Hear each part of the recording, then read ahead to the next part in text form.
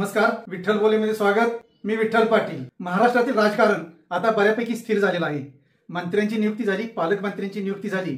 अशात आता पश्चिम महाराष्ट्रावर भारतीय जनता पार्टीने जरा जास्त लक्ष केंद्रित केल्याचं एकूण निदर्शनाला येत आहे। जनस्वराज्य शक्ती पक्षाचे संस्थापक अध्यक्ष आमदार विनय कोरे यांच्यावर भारतीय जनता पार्टीचं जरा जास्तच लक्ष आहे। कारण वारणा उद्योग समूहाच्या निमित्तानं ज्या काही सहकारी संस्था अस्तित्वात आहेत, सहकारी साखर कारखाना असेल, दूध उत्पादक संघ असेल, बँक असेल किंवा इतर आणि ज्या अन्न प्रक्रिया संस्था आहेत, त्यामुळं वारणा परिसर आणि शाहूवाडी, पन्हाळा, शिराळा या 3 तालुक्यांमध्ये, यावर हातकणंगले तालुक्याचा सुद्धा समावेश आहे, या 4 तालुक्यांमध्ये वारणा उद्योग समूहाचे बऱ्यापैकी मुळं पसरलेले आहेत। साहजिकच या 4 तालुक्यांमध्ये त्यांचं कार्यकर्त्यांचं जाळंही मोठं आहे। आणि अशातच स्वतः विनय कोरे आमदार झालेले आहेत। त्याचबरोबर आणखी एक आपल्या पक्षाचा आमदार निवडून आणलेला आहे, ते म्हणजे अशोकराव माने। त्यामुळं जनस्वराज्य शक्ती पक्ष काही प्रमाणात म्हणा सांगली आणि कोल्हापूर जिल्ह्यात चांगलाच चर्चेत आलेला आहे आणि आपलं बस्तान बसू पाहत आहे। त्यामुळेच मुख्यमंत्री देवेंद्र फडणवीस यांनी विनय कोरे यांच्यावर जास्त लक्ष केंद्रित केल्याचं एकूण चित्र आहे। त्यामुळेच विनय कोरे यांच्यावर या नव्या वर्षात अशी एक काही महत्त्वाची जबाबदारी सोपवली जाणार आहे की त्यामुळं संपूर्ण राजकीय क्षेत्रात सुद्धा खळबळ उडणार आहे। अशी कोणती जबाबदारी असणार आहे हे सुद्धा एक औत्सुक्याचा विषय राहणार आहे। कारण विनय कोरे यांच्याकडे कोल्हापूर, सांगली आणि सोलापूर जिल्ह्यातील महत्त्वाच्या काही बाबी भारतीय जनता पार्टीकडून सोपवले जाणार आहेत असे एकूण संकेत आहे। त्याचं कारण म्हणजे कोल्हापूर जिल्ह्यात भारतीय जनता पार्टीचे 2 उमेदवार निवडून आलेत, म्हणजे 2 आमदार आहेत आणि एका आमदारानं पाठिंबा दिलेला आहे। अमल माडिक आणि राहुल आवाडे हे भारतीय जनता पार्टीच्या कमळ चिन्हावर निवडून आलेले आहेत आणि चंदगडच्या शिवाजी पाटील यांनी भारतीय जनता पार्टीला पाठिंबा दिलेला आहे। याबरोबर जनस्वराज्य शक्ती पक्ष हा 2014 पासून भारतीय जनता पार्टी बरोबर सहयोगी पक्ष म्हणून राहिलेला आहे। भारतीय जनता पार्टी बरोबर इतक्या विश्वासूपणे गेले 10 वर्षे राहिलेल्या विनय कोरे यांना निश्चितच एक मान सन्मानाचं पद दिलं जाणार आहे, अशीच एक चर्चा भारतीय जनता पार्टीच्या गोटात आणि जनस्वराज्य शक्तीच्या गोटात सुद्धा सुरू झालेली आहे। हे पद कोणतं असणार हे मात्र अजून गुलदस्त्यात आहे, पण निश्चितच विनय कोरे यांच्याकडे असं एक पद येणार आहे की त्यामुळं कोल्हापूर, सांगली, सातारा, सोलापूर या जिल्ह्यांमध्ये जनस्वराज्य शक्तीचं प्राबल्य वाढेलच वाढेल, पण जनस्वराज्य शक्तीपेक्षा त्याचा फायदा भारतीय जनता पार्टीला व्हावा असे एकूणही पावलं टाकण्याची रीत भारतीय जनता पार्टीने अवलंबलेली आहे। भारतीय जनता पार्टीला पश्चिम महाराष्ट्रात बऱ्यापैकी बस्तान बसवायचं आहे, कारण पश्चिम महाराष्ट्रात शरद पवारांचा बालेकिल्ला। शरद पवारांनी जेव्हा 1999ला काँग्रेसमधून फारकत घेऊन आपल्या राष्ट्रवादी काँग्रेसची स्थापना केली, त्यावेळी सांगली, कोल्हापूरनं शरद पवारांना भक्कम पाठिंबा दिला। एवढंच नव्हे तर आपले आमदार आणि खासदार करण्यात सर्वाधिक यश राष्ट्रवादी काँग्रेसनं संपादन केलं होतं। त्यामुळं काँग्रेसही कुंकुवतच राहिली होती। पतंगराव कदम आणि कोल्हापुरात सतेज पाटील यांच्या माध्यमातून काही प्रमाणात काँग्रेस जिवंत होती। यात महादेवराव माडिक यांचा सुद्धा समावेश होता, पण महादेवराव माडिक तर पूर्णपणे अलिप्त झालेले आहेत, राजकारणापासून अलिप्त झालेले आहेत, पण त्यांचा मुलगा आज आमदार आहे, त्यांचा पुतणी आज खासदार आहे।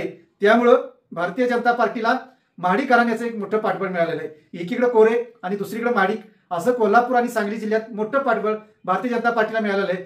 साहजिकच भारतीय जनता पार्टीनं या दोन्ही नेत्यांवर म्हणजेच धनंजय माडिक आणि विनय कोरे यांच्यावर लक्ष केंद्रित केलेलं आहे।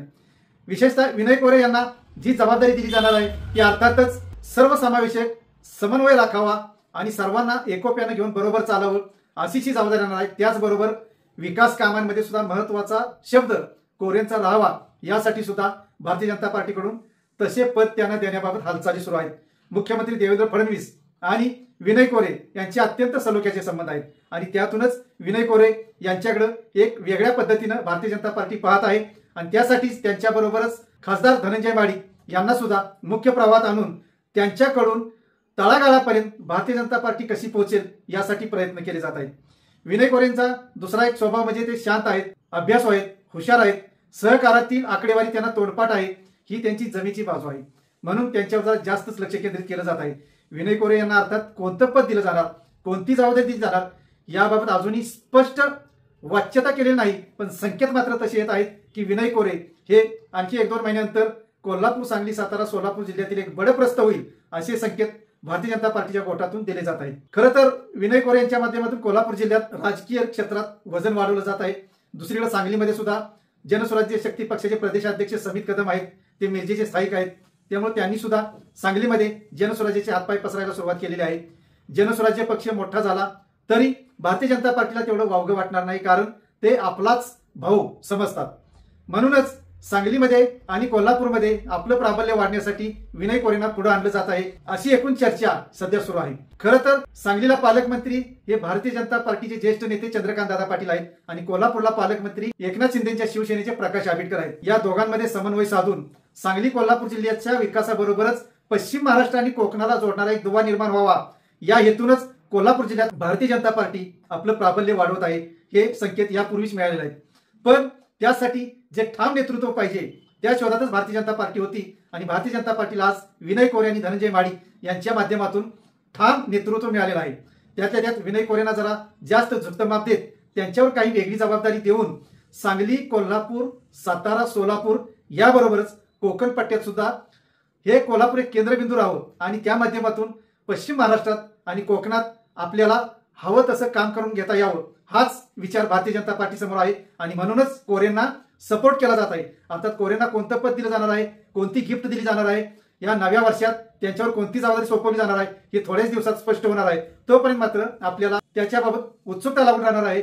मीडियाला सुद्धा उत्सुकता आहे, कोरेंना सुद्धा उत्सुकता आहे आणि भारतीय जनता पार्टीच्या गोटात सुद्धा उत्सुकता आहे की देवेंद्र फडणवीसांचं सरकार विनय कोरे यांच्यावर नेमकी कोणती जबाबदारी टाकणार आणि ती पेलण्यासाठी त्यांना कसा सपोर्ट करणार, हेच आता आपल्याला पाहावं लागणार आहे. धन्यवाद. असेच नवनवीन विषय ऐकण्यासाठी लाईक, सबस्क्राईब आणि बेल आयकॉनवरती क्लिक करा.